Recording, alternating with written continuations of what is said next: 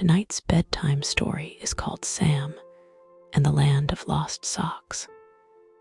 So get comfy, cuddle down, close your eyes, and I'll begin.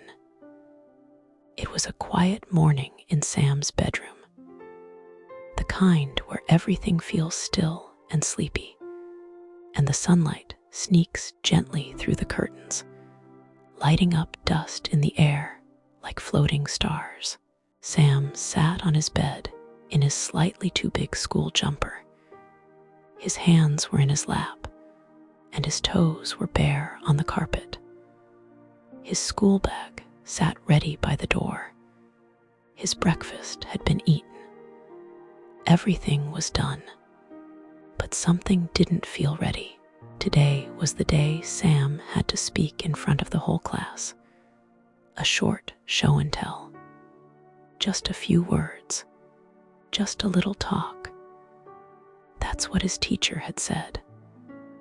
But oh, Sam's tummy felt like it had been turned into spaghetti. He closed his eyes and took a breath, just like Mom had shown him. In 2, 3, out 2, 3, it helped. A little, but he needed more. He needed his lucky socks. They were blue and green with tiny stars stitched on the toes. A little faded from so many washes, but still magical. He'd worn them on sports day, on the first day of year 1, and even once to the dentist. On brave days, Sam wore lucky socks. He looked around. There, on the end of the bed, was one of them, curled up in a little ball. He reached for it, then looked under the pillow. Maybe the other had fallen. Nothing. He checked under the bed. Just old drawings, a slipper, and a fuzzy marble. He opened the laundry basket and gave it a sniff. Nope. Finally, Sam walked to the wooden dresser in the corner of his room. It had 4 drawers. The top one always stuck, but that's where odd socks like to hide. He gave the handle a tug. The drawer opened with a squeak. Inside was a colorful jumble, stripy socks, Christmas socks, socks with dinosaurs, socks with holes in the toes. Sam leaned in, digging through the mess. "Come on, sock," he whispered. He reached a little deeper, and then something shifted. The drawer wobbled. A sock flew past his ear. The bottom dropped out, and suddenly Sam was falling, not down exactly, but through. Everything blurred around him: socks, buttons, floaty threads, and little puffs of laundry-scented air. His arms flailed, his breath caught, and then, poof, he landed softly on a giant pile of mismatched socks. It was warm. It was bouncy. It was very strange. Sam sat up slowly and looked around. He wasn't in his bedroom anymore. He was in a world made entirely of laundry. There were sock-shaped hills, rising and dipping across the land.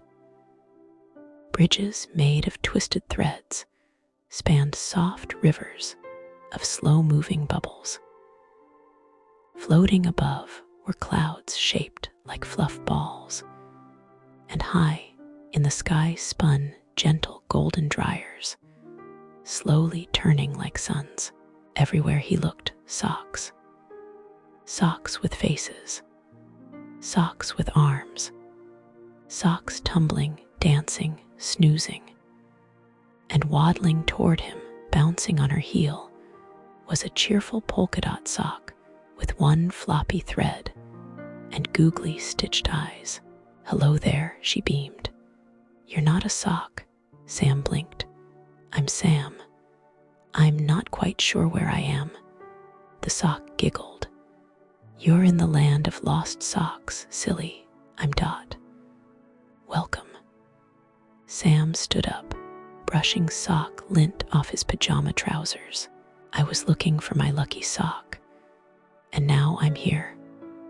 Dot tilted to one side, thinking, that makes sense. Lots of people arrive when they've lost something or someone. She leaned closer and lowered her voice. I've been looking for my match for ages. Her name's Stripe. She's my best friend. Sam gave a small smile. I'll help you look, if maybe I can find my sock along the way. Dot beamed. Deal, and off they went, through the sock-filled hills and valleys. The world was soft and dreamy. They passed a sleepy sock curled up in a shoebox hammock, gently snoring. They stepped over stepping stones made from buttons and passed a posh Argyle sock reading a newspaper and sipping a teacup of lint. Sam stared at everything in wonder. Is it always like this here? He asked. Dot nodded. Pretty much, though the spin cycle swamps a bit wild after lunchtime. Soon, they reached a tall, tottering tower made entirely of tumbling, bouncing socks. Tumble Tower, Dot explained.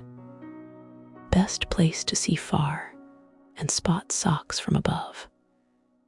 They climbed together, bouncing gently from one layer to the next, like a giant trampoline. At the top, they saw all across the land, the sock hills, the spin swamp, the winding thread trails, but no sign of Stripe. Suddenly, squeak. A tiny superhero sock crash-landed beside them with a soft cape and an embroidered lightning bolt. Need help? He puffed. I'm Super Sock, Dot grinned. We're okay, thanks.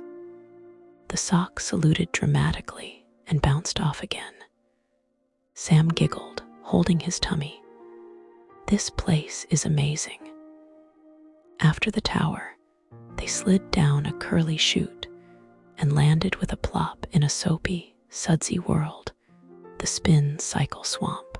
Bubble clouds rose all around them. The ground was foamy and soft, like walking on warm marshmallows. Soap popped quietly in the air like fireflies. Watch your step, Dot warned. It's easy to get stuck in the suds loop. They passed a group of socks trying to pull a sleepy bedtime sock out of a bubble puddle. Sam stopped to help. The sock yawned a big dreamy yawn and thanked him, then reunited with a fluffy slipper sock waiting nearby.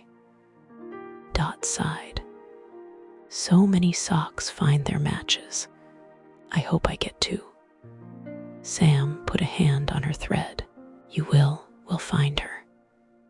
They walked deeper into the swamp and out the other side, where the land grew quieter. The air was still and cool. Here stood the Soul Stitch Forest, a glimmering place with vines made of rainbow thread, glowing mushrooms, and little puffs of dust that sparkled when you stepped.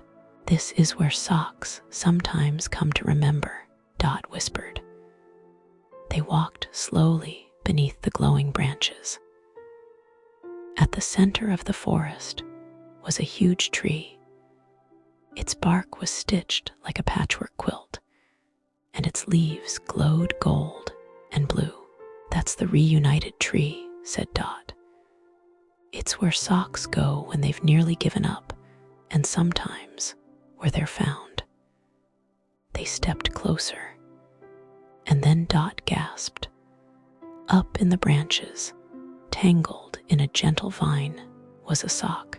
She was calm, still, soft gray with dots like dots, but stripes across the heel. Stripe, Dot whispered, her voice wobbling. Sam climbed gently, carefully, and untangled the vine. Stripe opened her eyes and looked at Dot, and without a word, the two socks hugged.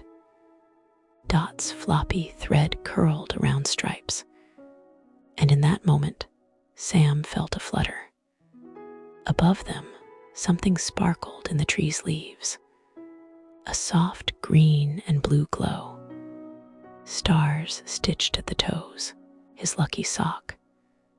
It floated down gently like a feather on the breeze and landed in Sam's hands. He smiled, holding it to his chest. "I found it," he whispered. "But I think I found something even better too." Dot gave him a squeeze. "You're a good friend, Sam, and braver than you know." The world shimmered around him. Light danced through the leaves. The threads glowed. And just like that, Sam blinked, and he was back in his room, standing beside his top drawer, holding his sock. The light from the window was a little brighter now. He pulled on both lucky socks, grabbed his school bag, and headed for the door. His tummy still felt a little twisty, but it was a different kind of twisty, the kind that comes right before something important. At school, Sam stood at the front of the class. His teacher smiled. "Whenever you're ready, Sam." He looked down at his socks, then up at his classmates, then took a soft breath. In 2, 3, out 2, 3, and then he began to speak. "Now it's time to get some sleep and dream of some magical adventures of your own. Sweet dreams from Dreamer Friends Studio."